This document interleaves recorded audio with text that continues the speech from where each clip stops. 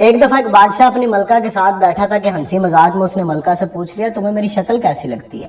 ملکہ جو بادشاہ کی عزیز ترین بیگم تھی وہ بھی ذرا مذاق کے موڈ میں تھی، لیکن اس وقت اس نے جملہ بڑا کرخت بول دیا، آپ اسے سلپ آف ٹنگ کہہ لیں، بولی مجھے آپ شکل سے جہنمی لگتے ہیں۔ یہ فکرہ سننے کے بعد بادشاہ کو غصہ آ گیا اور بولا میں اگر جہنمی ہوں تو تمہیں 3 طلاقیں دیتا ہوں۔ ملکہ نے یہ سنا تو اس نے رونا پیٹنا شروع کر دیا اور بادشاہ کو بھی کچھ دیر بعد اپنی غلطی کا احساس ہو گیا۔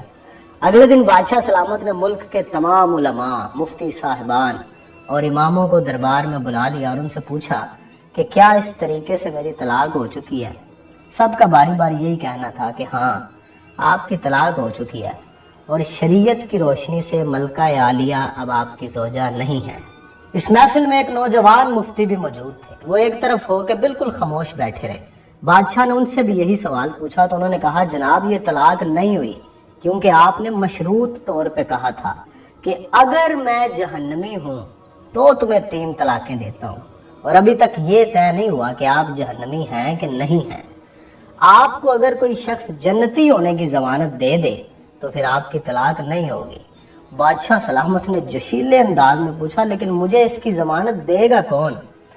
سب نے سوال کے جواب پہ اپنے سر جھکا لیے کہ دنیا میں کون شخص جنتی ہے اور کون جہنمی ہے، اس کی کوئی ضمانت کیسے دے سکتا ہے بھلا؟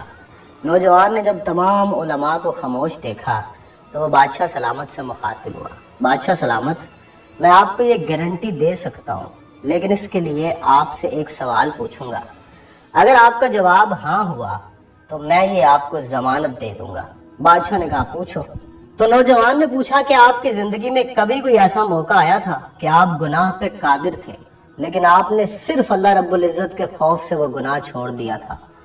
بادشاہ نے کچھ دیر سوچا اور سر اٹھایا اور کہا ہاں ایک بار ایسا ہوا تھا۔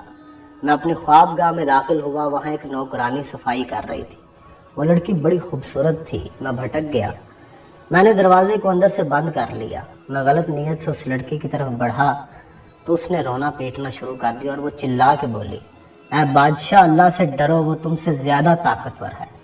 میں نے جب یہ سنا تو میرے اوپر اللہ رب العزت کا خوف طاری ہو گیا۔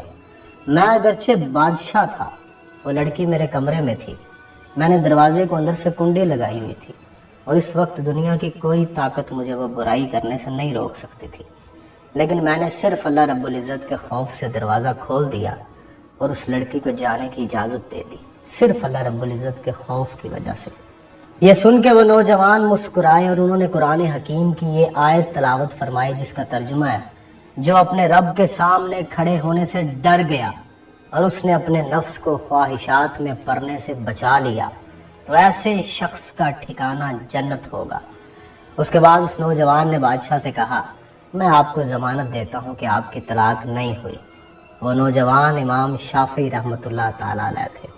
انسان شاید پوری زندگی پرفیکشن کے ساتھ پرفارم نہیں کر سکتا، گناہوں ثواب کے نسیان میں الجھا ہوتا ہے، جبلتوں کی کشمکش میں الجھا ہوتا ہے، لیکن پھر بھی کوئی ایک لمحہ تو ایسا ہونا چاہیے جب اسے لگے کہ گناہ پہ پوری قدرت ہے، پوری طاقت رکھتا ہے، لیکن صرف اللہ رب العزت کی ذات کی وجہ سے اس وقت گناہ نہ کرے۔